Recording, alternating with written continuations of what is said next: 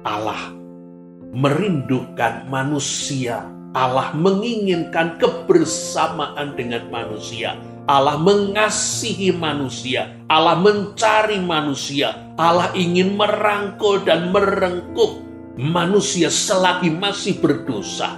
Bahkan sebelum bertobat, sebelum mencari Allah. Oleh karena itulah kasih Allah.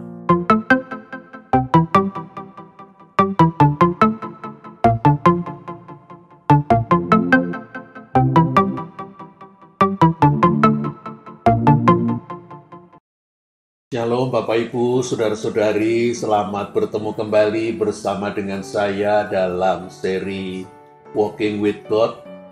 Saya masih akan membaca dan memakai dari Injil Yohanes.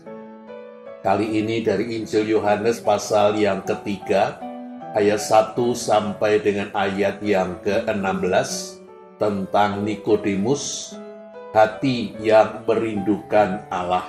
Mari kita berdoa terlebih dahulu. Ya Tuhan yang menciptakan kami dan memelihara hidup kami, bahkan yang di dalam Tuhan Yesus, Tuhan sudah menyelamatkan, menebus, memperbaharui kehidupan kami. Kami bersyukur untuk segala sesuatu yang boleh kami terima, boleh kami lakukan, bahkan juga yang boleh kami alami. Sekali lagi, tolonglah kami ya Allah Roh Kudus apabila kami hendak duduk di sekeliling firman Tuhan, supaya kami dapat mengerti firman Tuhan, supaya kami dapat menerapkan firman Tuhan itu di dalam kehidupan kami pribadi. Mari Bapa, apa yang menjadi kehendak Bapa, apa yang menjadi firman Bapa bagi setiap kami, berikanlah kami pengertian, hikmat, pewahyuan, tetapi juga kuasa supaya kami dapat memegangi dan melakukannya.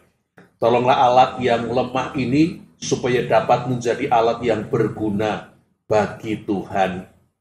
Di dalam nama Tuhan kami yang hidup, Tuhan Yesus Kristus, kami berdoa dan memohon. Terima kasih. Amin. Mari Bapak Ibu, saya ajak membaca terlebih dulu dari Yohanes pasal yang ketiga, ayat 1 sampai dengan ayat yang ke-16, yang dituliskan demikian. Adalah seorang Farisi yang bernama Nikodemus, seorang pemimpin agama Yahudi. Ia datang pada waktu malam kepada Yesus dan berkata, "Rabi, kami tahu bahwa engkau datang sebagai guru yang diutus Allah, sebab tidak ada seorang pun yang dapat mengadakan tanda-tanda yang engkau adakan itu, jika Allah tidak menyertainya." Yesus menjawab katanya, "Aku berkata kepadamu, sesungguhnya jika seorang tidak dilahirkan kembali, ia tidak dapat melihat kerajaan Allah." Kata Nikodemus kepadanya, "Bagaimanakah mungkin seorang dilahirkan kalau ia sudah tua? Dapatkah ia masuk kembali ke dalam rahim ibunya dan dilahirkan lagi?" Jawab Yesus, "Aku berkata kepadamu, sesungguhnya jika seorang tidak dilahirkan dari air dan roh, ia tidak dapat masuk ke dalam kerajaan Allah. Apa yang dilahirkan dari daging adalah daging, dan apa yang dilahirkan dari roh adalah roh. Janganlah engkau heran, karena aku berkata kepadamu, kamu harus dilahirkan kembali. Angin bertiup kemana ia mau, dan engkau mendengar bunyinya, tetapi engkau tidak tahu dari mana ia datang atau kemana ia pergi. Demikianlah hanya dengan tiap-tiap orang yang lahir dari roh." Nikodemus menjawab katanya, "Bagaimanakah mungkin hal itu terjadi?" Jawab Yesus, "Engkau adalah pengajar Israel, dan engkau tidak mengerti hal-hal itu? Aku berkata kepadamu, sesungguhnya kami berkata-kata tentang apa yang kami ketahui, dan kami bersaksi tentang apa yang kami lihat, tetapi kamu tidak menerima kesaksian kami. Kamu tidak percaya waktu aku berkata-kata dengan kamu tentang hal-hal duniawi. Bagaimana kamu akan percaya kalau aku berkata-kata dengan kamu tentang hal-hal surgawi? Tidak ada seorang pun yang telah naik ke surga selain daripada Dia yang telah turun dari surga, yaitu Anak Manusia. Dan sama seperti Musa meninggikan ular di padang gurun, demikian juga Anak Manusia harus ditinggikan, supaya setiap orang yang percaya kepadanya beroleh hidup yang kekal.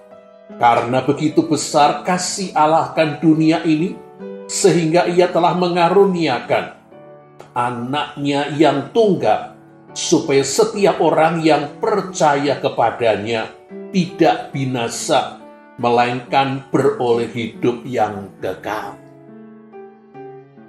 Shalom Bapak Ibu, Saudara-saudari. Sebagaimana kita seringkali mendengar bahwa bagi para pemimpin agama, Yesus tidak diterima, ditolak, oleh karena dianggap sebagai merusak pakem, ajarannya tidak sesuai dengan ajaran sebagaimana para rabi. Demikian juga dengan apa yang dilakukan Yesus, tidak mengikuti ajaran nenek moyang.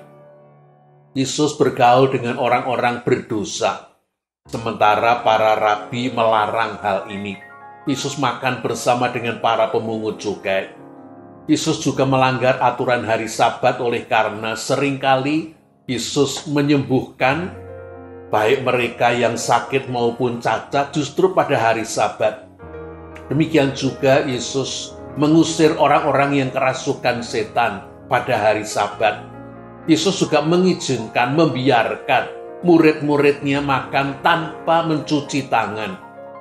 Ini bukan soal kebersihan, tetapi bagi para pemimpin agama, ini soal tahir maupun soal najis. Dan lebih-lebih, Yohanes pasal yang kedua sebelum peristiwa bacaan kita, dikatakan Yesus datang ke bait suci dan di halaman paling luar, di tempat di mana para pedagang hewan korban dan di tempat mereka yang melayani penjualan atau penukaran koin kuno, Yesus marah, membuat cambuk dari tali dan mengobrak-abrik mengusir mereka dari sana. Pastilah hal ini menimbulkan kemarahan para imam dan para pemimpin agama. Bapak Ibu, saudara-saudari yang dikasihi oleh Tuhan Yesus Kristus, oleh karena itu sungguh merupakan hal yang mengejutkan jikalau Nikodemus, seorang dari pemimpin agama, seorang Farisi, satu di antara 6.000, sudah cukup lanjut usia, justru datang kepada Yesus, seorang guru muda yang tidak jelas dari mazhab, dari kelompok mana. Nikodemus sepertinya sudah tidak lagi mampu menahan pergumulan yang ada di dalam batinnya, kekosongan hidup beragama yang ia jalani. Sementara ia melihat Yesus penuh dengan kuasa, baik pengajarannya maupun tindakan-tindakannya. Sakit cacat dari lahir yang selama ini tidak ada yang bisa menyembuhkannya, sembuh di tangan Yesus. Demikian juga tindakan Yesus menyucikan halaman luar bait suci.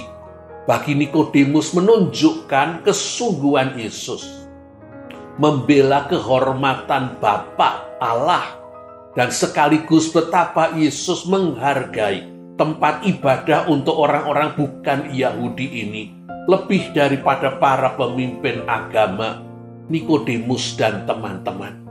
Oleh karena itu, dengan segala resiko yang mungkin terjadi, Nikodemus mendatangi Yesus. Malam hari memang bisa berarti Nikodemus mencoba untuk mengurangi resiko ketahuan. Tetapi orang juga mengatakan untuk bercakap-cakap, bertanya secara serius kepada seorang nabi. Waktu yang tepat adalah malam hari, oleh karena menghindari gangguan dari orang-orang lain yang datang maupun hal-hal lain. Nikodemus memulai dengan mengungkapkan bahwa ia percaya bahwa Yesus adalah seorang guru yang diutus oleh Allah.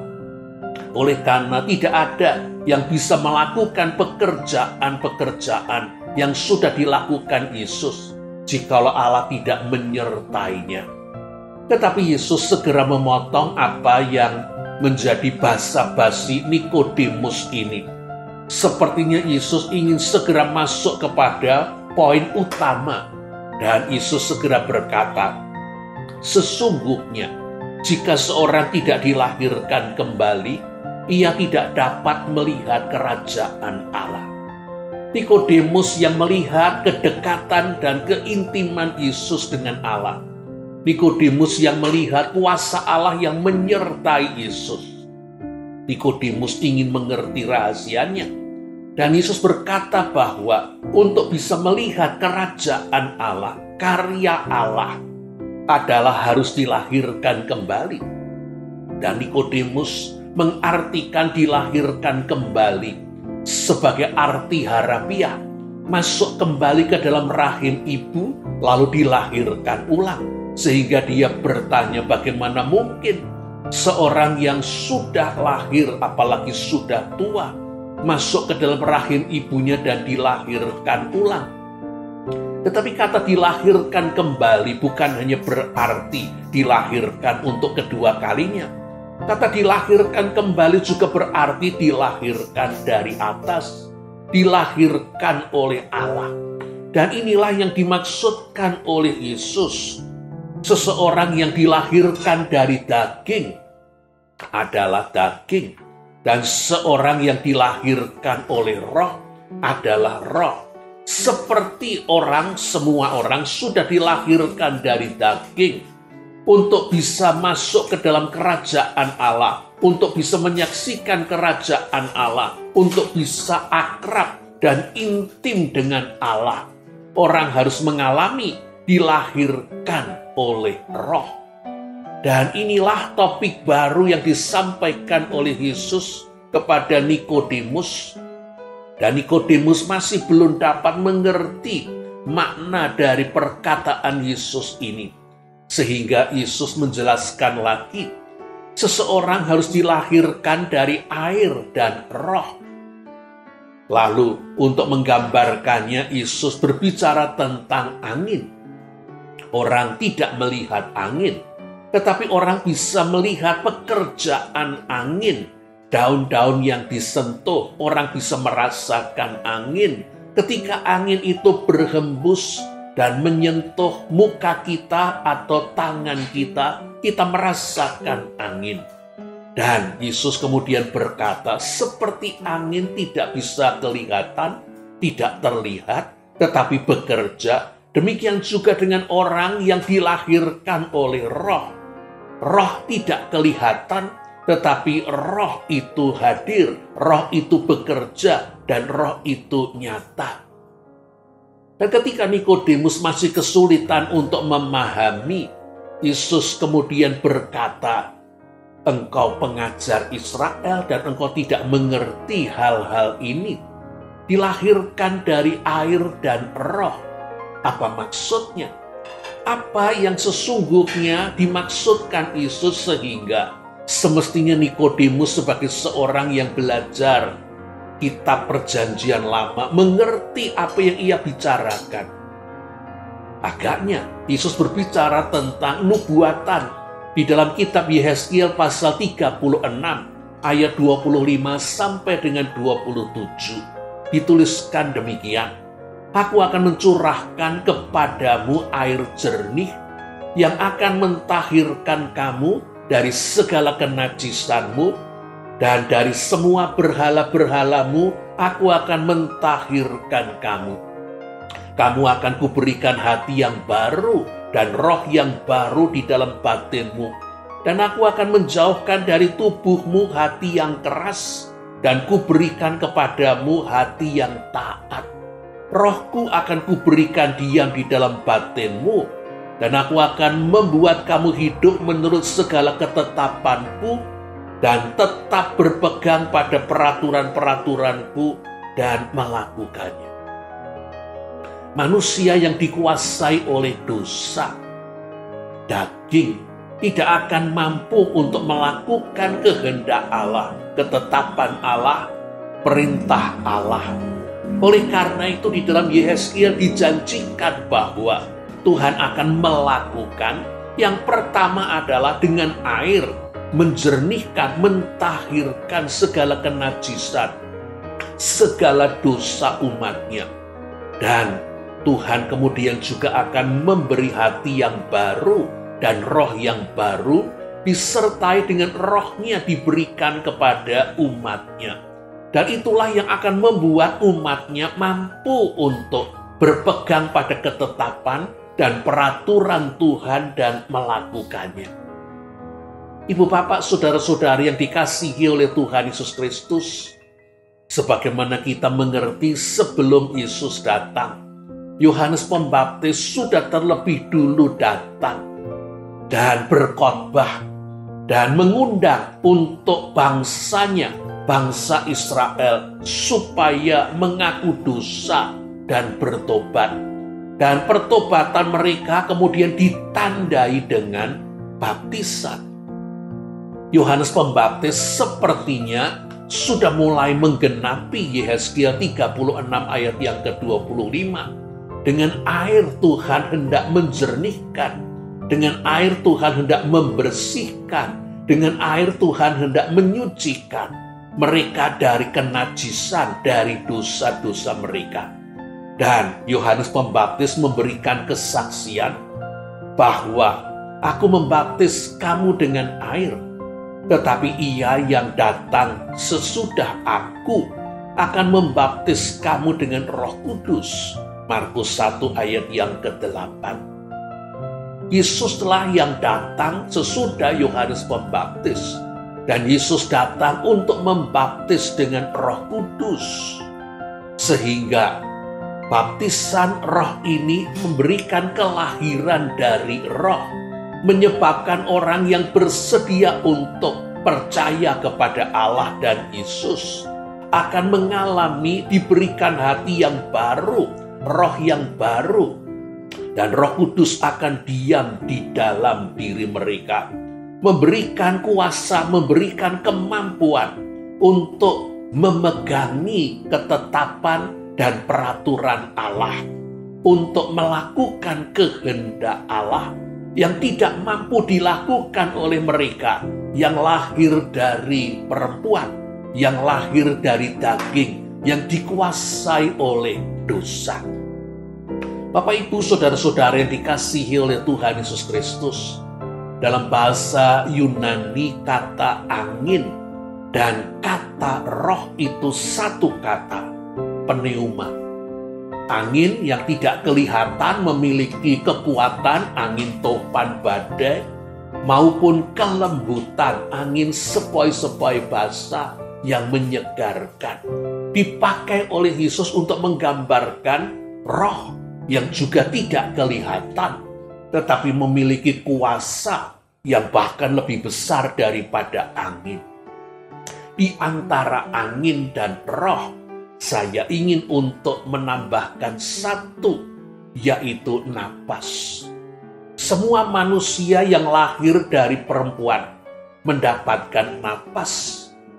Dan napas ini, oksigen ini, selama ia bernapas, manusia mendapatkan kekuatan, manusia mendapatkan kehidupan, manusia mampu untuk melakukan ini dan itu. Bahkan manusia bisa berprestasi secara ukuran manusia. Kita menemukan ada orang-orang yang pandai dan orang-orang yang terampil. Tetapi manusia yang hidup oleh karena napas adalah manusia berdosa. Tidak mampu melakukan perkara rohani, tidak mampu untuk mengasihi Allah, tidak mampu untuk mentaati Allah, tidak mampu untuk menjadi partner Allah.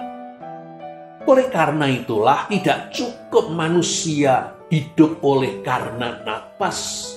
Yesus sekarang sedang mengatakan bahwa Dia datang justru untuk melakukan apa yang diperintahkan Bapanya, supaya manusia hidup oleh roh. Roh inilah yang akan memperbaharui manusia sehingga memiliki hati yang baru, roh yang baru, yang cenderung untuk mentaati Allah, yang cenderung untuk melakukan kehendak Allah. Oleh karena dengan Roh Kudus, hati yang baru, roh yang baru, manusia diberikan kemampuan untuk mengasihi Tuhan. Bapak, Ibu, saudara-saudari yang dikasihi oleh Tuhan Yesus Kristus, Roh Kudus inilah yang sekarang ditawarkan kepada Nikodemus, tetapi juga ditawarkan kepada setiap orang. Tidak cukup hidup oleh napas, kita membutuhkan hidup oleh roh, oleh rohnya Allah. Dan Yesus kemudian menambahkan sebuah gambar cerita pada masa Musa, ketika bangsa Israel sekali lagi untuk kesekian kalinya bersungut-sungut dan memberontak kepada Musa, dan itu berarti memberontak kepada Allah. Tuhan melalui Musa kemudian membiarkan bangsa ini mengalami apa yang merupakan hukuman Tuhan, dipatok ular-ular tedung. Banyak yang dipatok, banyak yang terkena bisa ular, dan banyak yang terancam oleh kematian. Dan saat itulah bangsa ini kemudian berteriak, berseru minta pertolongan Tuhan. Dan Tuhan memberikan jalan keluar. Musa ditugasi Tuhan membuat patung ular dari tembaga. Dan patung ular ini kemudian dipasang pada sebuah tiang. Dan Tuhan melalui Musa memberikan perintahnya. Barang siapa sudah dipatok ular, sekalipun bisa racun ular itu sudah ada di dalam tubuhnya dan punya kuasa untuk merusak dan membinasakan, tetapi percaya kepada Tuhan, memandang ular tembaga di atas tiang, akan tetap hidup dan akan sembuh.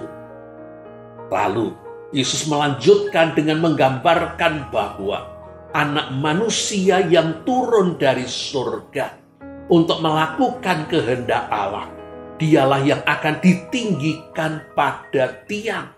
Maksudnya tiang salib. Dan barang siapa sudah dipatok oleh dosa, yang seharusnya mati kekal, maut, tetapi mempercayai Yesus dan mempercayai Allah, memandang kepada Yesus yang disalibkan, akan tetap hidup dan akan selamat. Yesus inilah anak domba Allah yang dikorbankan untuk menyelamatkan manusia, sehingga muncullah ayat yang indah itu.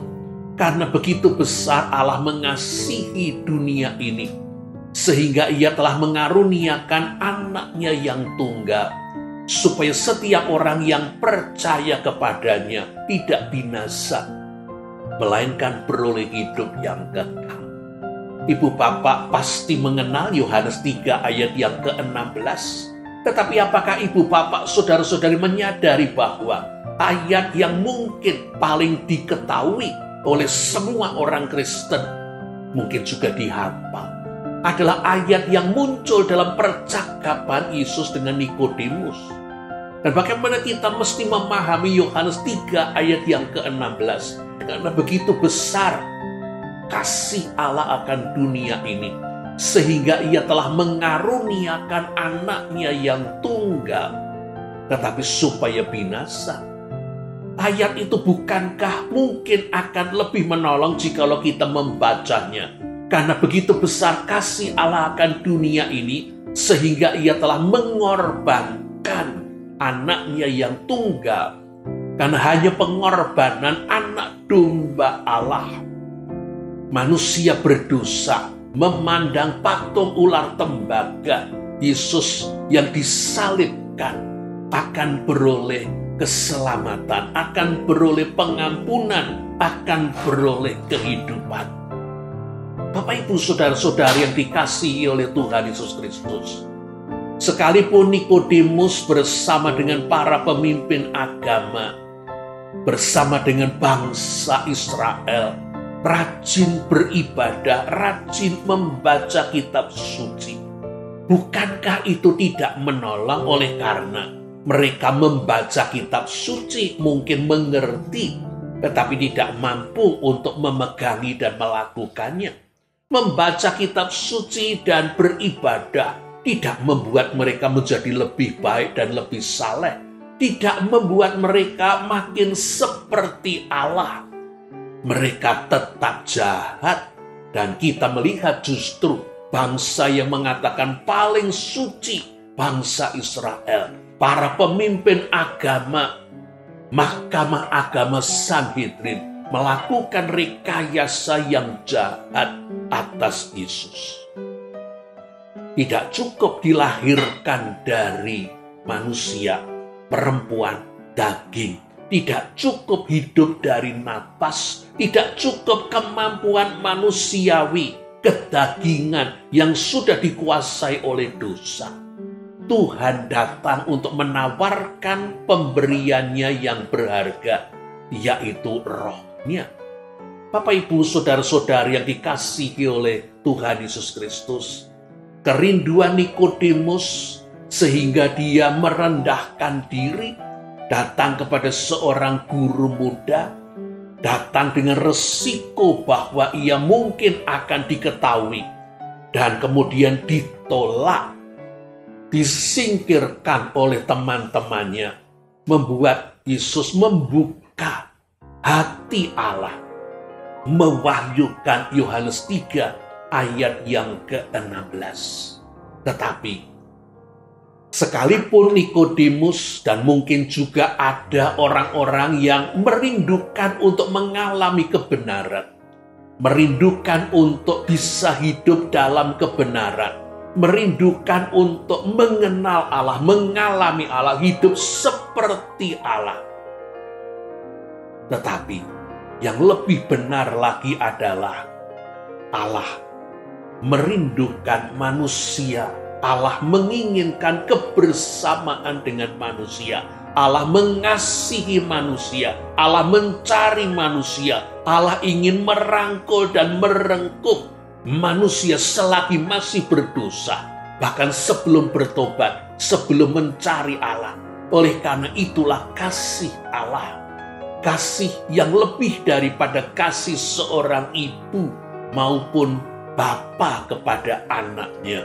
Tuhan yang ingin menyelamatkan manusia. Bapak, Ibu, saudara-saudari yang dikasihi oleh Tuhan Yesus Kristus, dalam kisah tokoh-tokoh yang sudah lewat, salah satu yang sangat terkenal adalah dalam kehidupan Mudi, seorang karyawan toko sepatu yang kemudian melayani sebagai pelayan Tuhan. Dan ia mengalami sebuah peristiwa yang sangat memukul dirinya. Pada tahun 1871, ketika Mudi selesai berkhotbah dan dia memberikan kesempatan kepada anggota jemaat untuk memikirkan apa yang sudah ia khotbahkan, supaya mereka sungguh-sungguh memikirkan. Dan ternyata minggu berikutnya sudah tidak ada lagi kebaktian.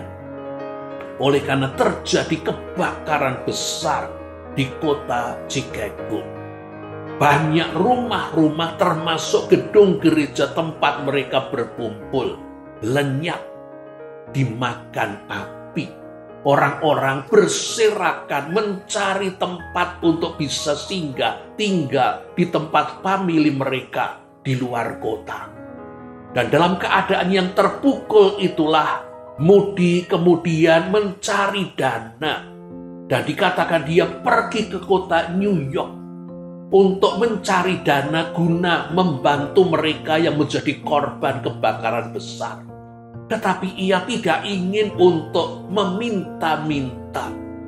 Jadi dia menangis di dalam doanya, menangisi oleh karena dia memberi peluang anggota jemaat untuk memikirkan, sementara ternyata besok itu tidak ada. seharusnya ia memberikan tantangan pada malam itu juga sebelum mereka mengalami kebakaran. Bapak, Ibu, saudara-saudari yang dikasihi oleh Tuhan Yesus Kristus, dalam keadaan yang sangat tertekan ketika Moody menjalani jalan di New York itulah, dia mengalami pengalaman dipenuhi oleh Roh Kudus. Dia dipenuhi oleh kedamaian sedemikian rupa, dia dipenuhi oleh kehangatan Roh yang menyelimuti dirinya.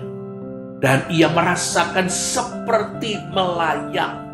Berhari-hari ia merasakan pengalaman Roh ini. Dan ia tidak banyak kali menceritakan pengalaman ini. Seperti Rasul Paulus ketika diangkat naik ke surga. Tidak menceritakan sampai 14 tahun kemudian. Dan Moody kemudian mengatakan bahwa khotbahnya tetap biasa, tidak ada bedanya, tetapi mereka yang bertobat semakin banyak. Ia menyampaikan bukan kebenaran baru, tetapi orang ternyata bertobat oleh karena khotbahnya. Dan sekarang ia tahu, bukan hanya dirinya yang sekarang bekerja, tetapi sesungguhnya Roh yang bekerja bersama dengan dia.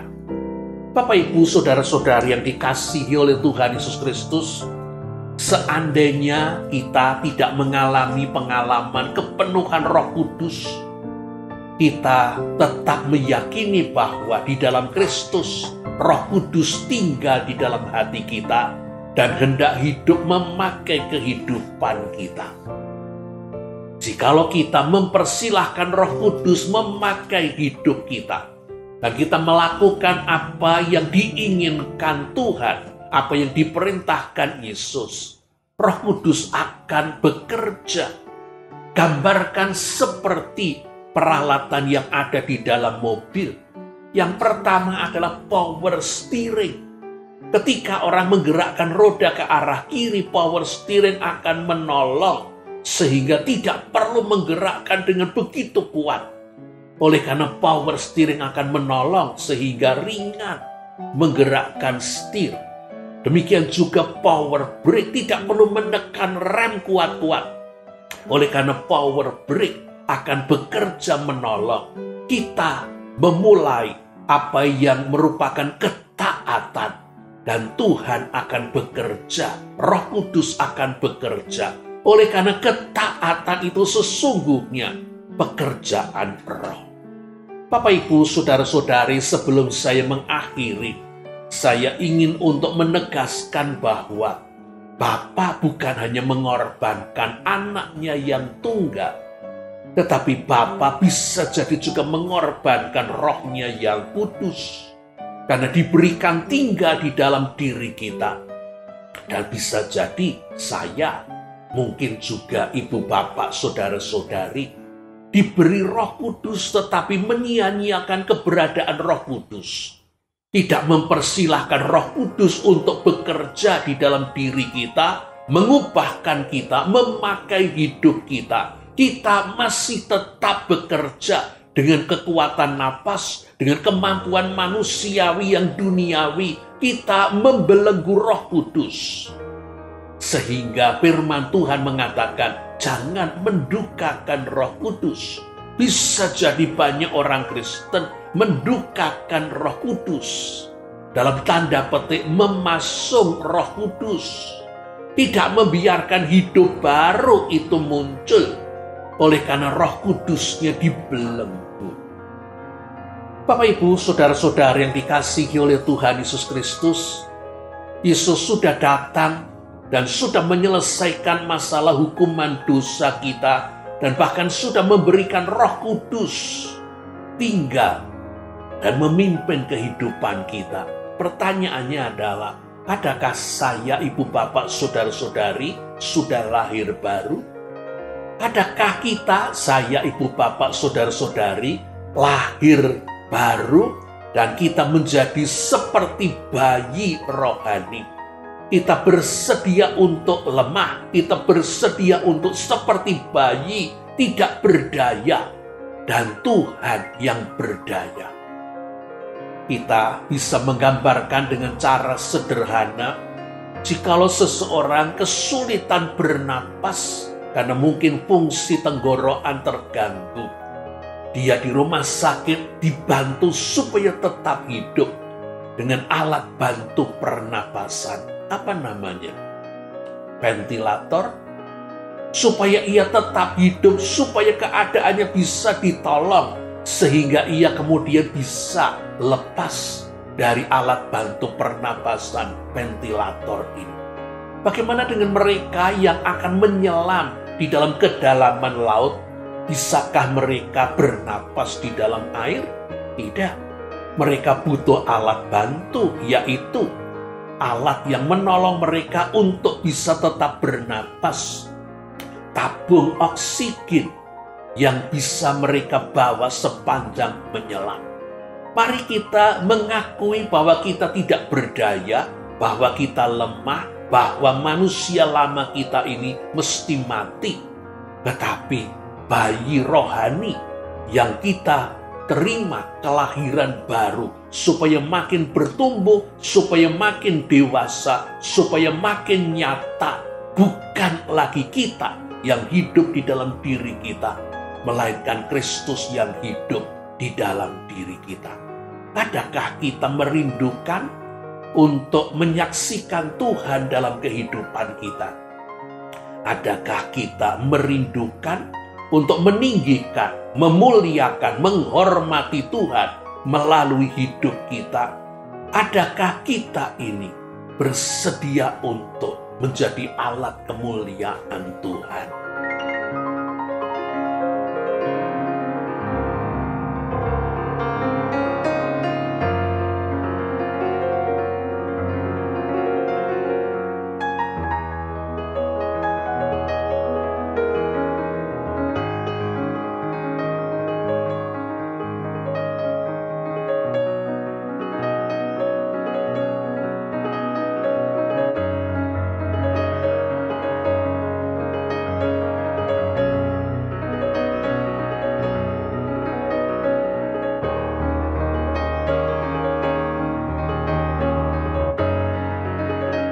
Kiranya kehidupan kita bukan hanya pelayanan kita, kiranya kehidupan kita di rumah, di tempat kita bekerja, dalam relasi sehari-hari, menunjukkan bahwa Roh Kudus hidup di dalam diri kita, memakai hidup kita, dan menjadikan hidup kita ini berkat.